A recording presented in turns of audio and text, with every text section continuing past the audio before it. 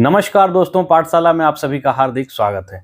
दोस्तों, आजकल न्यूज़पेपर या सोशल मीडिया पर कुछ दिनों पहले हम लोगों ने एक बड़ी ही आश्चर्यचकित सी बात पढ़ी, सुनी, देखी कि राष्ट्रपति ने सुप्रीम कोर्ट से 14 सवाल पूछे हैं। तो अमूमन ये हमारे मन में कौंध उठता है कि आखिर राष्ट्रपति को सर्वोच्च न्यायालय से 14 सवाल पूछने की क्या आवश्यकता पड़ी, या ये किस प्रकार की बात है। तो मैं आपको बता दूं दोस्तों कि हमारे संविधान के अनुच्छेद 143 में यह वर्णित है कि राष्ट्रपति जरूरत पड़ने पर कानून या तथ्य से जुड़े हुए सवाल की स्पष्टता के लिए सुप्रीम कोर्ट से राय मांग सकता है, और सुप्रीम कोर्ट पर यह निर्भर करता है कि वह सलाह दे या ना दे, यह वह सलाह देने के लिए बाध्य नहीं है। तो इस पूरे चर्चे को हम लोग विस्तार पूर्वक समझने की कोशिश करेंगे। हालांकि आप लोग इससे अवगत होंगे क्योंकि कुछ दिनों पहले से ही यह सुर्खियों में था, परंतु मैं कोशिश करूंगा कि अपनी भाषा में, सरल शब्द में और कम शब्दों में मैं आपको इस टॉपिक के बारे में विस्तृत व्याख्या करूं आपके साथ। तो दोस्तों, यह जो मुद्दा था, ये जो मसला था, राष्ट्रपति ने जो 14 प्रश्न पूछे हैं, यह मूलतः राज्यपाल के द्वारा राज्य के विधानमंडल से किसी पास विधेयक को जब राज्यपाल अपने विचार के लिए सुरक्षित रख लेते हैं, उसमें हस्ताक्षर करने में देरी करते हैं, या फिर उसे राष्ट्रपति के विचारार्थ सुरक्षित रख लेते हैं, और ऐसे में वह बिल कानून नहीं बन पाता, उसमें देरी होती है। तो यह मामला तमिलनाडु से चर्चे में आया।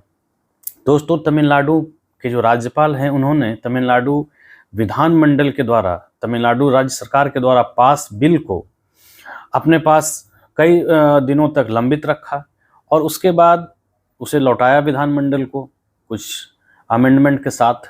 विधानमंडल ने जब दूसरी बार वह बिल राज्यपाल को भेजा, तो राज्यपाल ने अब उसे पॉकेट वीटो का इस्तेमाल करते हुए राष्ट्रपति के विचारार्थ सुरक्षित रख लिया, और उस पर कोई अपनी वह टिप्पणी ही नहीं दे रहे थे, और लंबित पड़ा हुआ था मामला।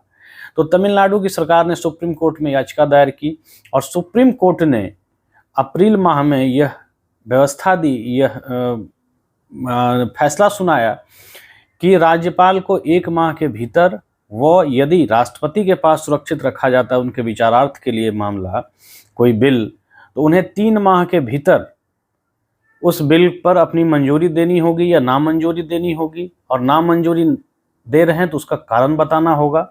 आप उसे लौटा नहीं सकते बार बार, या पेंडिंग नहीं रख सकते। तो अब यह प्रश्न उठने लगा कि क्या सुप्रीम कोर्ट सर्वोच्च है और राष्ट्रपति के भी ऊपर है सुप्रीम कोर्ट? क्योंकि हमारे संविधान में राष्ट्रपति को संविधान का संरक्षक कहा गया है, और न्यायपालिका जो है संविधान के दायरे में रहकर संविधान के प्रावधानों को लागू कराने के लिए कार्य करती है। तो ये बड़ा ही जटिल प्रश्न है, क्योंकि अगर आप इसका पहलू ये देखते हैं कि भाई सही बात है, कोई मामला, अगर कोई बिल अगर राज्य की चुनी हुई सरकार ने पास करके राज्य विधानमंडल से भेज दिया है राज्यपाल के पास साइन होने के लिए, तो उन्हें या तो उस पर मंजूरी देनी चाहिए या उसे मना कर देना चाहिए। टाल मटोल या पेंडिंग तो नहीं रखना चाहिए। वही केस राष्ट्रपति के मामले में भी है। परंतु सवाल यहाँ यह उठता है कि क्या अगर चुनी हुई सरकार कुछ ऐसे निर्णय लेने लगती है, कुछ ऐसे कार्य करने लगती है, तो यह राज्यपाल व राष्ट्रपति की तो जिम्मेदारी होती है, जवाबदेही होती है कि उसे उस पर लगाम लगाए।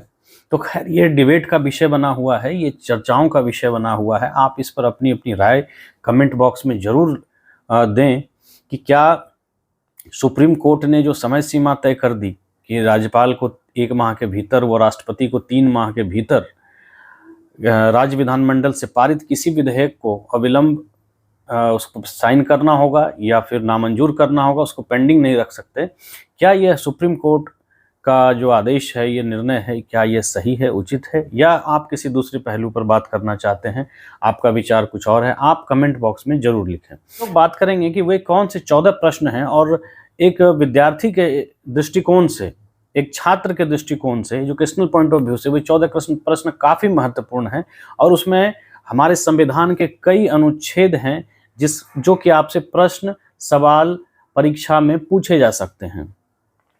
पीटी की परीक्षा ही नहीं, मेंस की परीक्षा में भी यह प्रश्न आ सकते हैं। तो बीपीएससी, यूपीएससी या फिर एसएससी, रेलवे, टीचर, किसी भी प्रकार की पीटी परीक्षा में इन आर्टिकल्स से सवाल आ सकते हैं, जो आर्टिकल्स राष्ट्रपति के द्वारा पूछे गए 14 प्रश्न की मूल में हैं।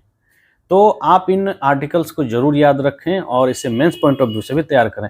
तो हम फटाफट बात करते हैं, राष्ट्रपति के द्वारा पूछे गए उन 14 प्रश्नों पर एक नजर डालते हैं। ये आपकी स्क्रीन पर है 14 प्रश्न। तो दोस्तों, राष्ट्रपति द्रौपदी मुर्मू के द्वारा जो 14 प्रश्न पूछे गए हैं उनमें से कुछ महत्वपूर्ण प्रश्नों पर हम एक नजर डालते हैं।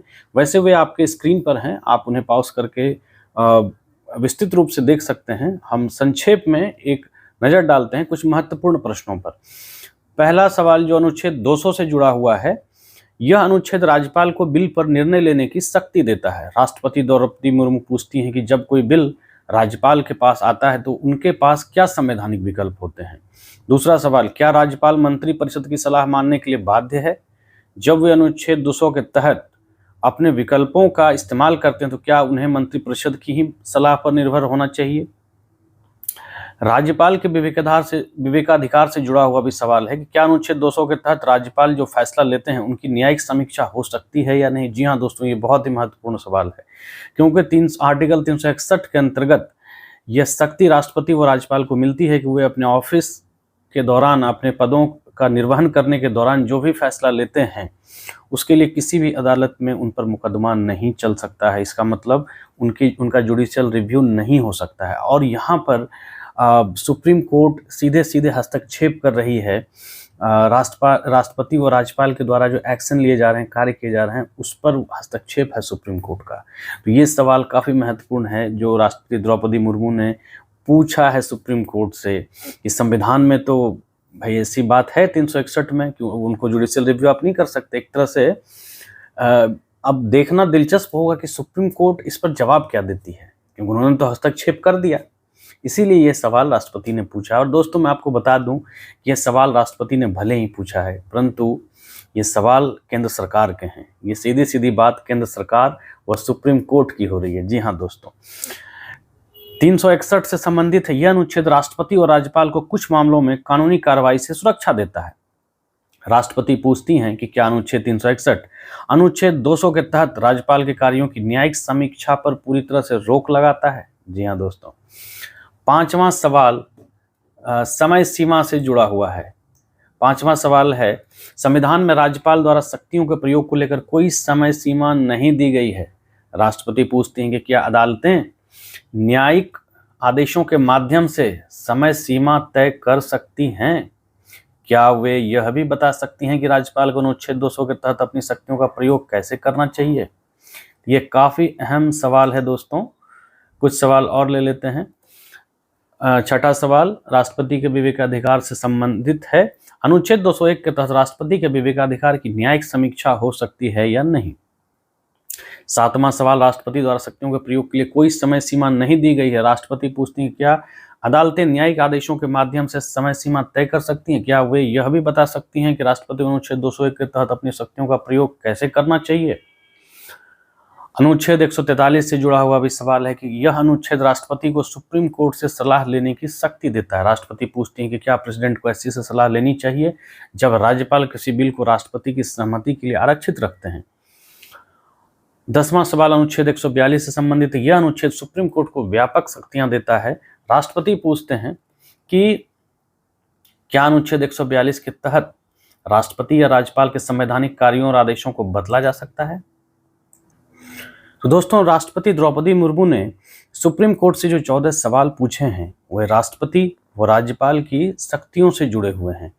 उन्होंने महत्वपूर्ण अनुच्छेद निहित हैं इन सवालों में, वे इस प्रकार हैं। आर्टिकल 200, 201, 142, 143, 145, 131, इनमें से कुछ महत्वपूर्ण आर्टिकल्स की हम चर्चा करेंगे। दोस्तों, आर्टिकल 200 में यह प्रावधान निहित है कि जब राज्य विधानमंडल से कोई बिल पास होकर के गवर्नर के पास जाता है, राज्यपाल के पास, तो राज्यपाल के पास क्या क्या विकल्प होते हैं। राज्यपाल उस पर अपनी मंजूरी दे सकता है, उसे पेंडिंग रख सकता है कि मैं सोच विचार कर इस पर निर्णय लूँगा, या फिर उसे कुछ रिकमेंडेशन के साथ लौटा सकता है, या राष्ट्रपति के विचारार्थ सुरक्षित रह सकता है।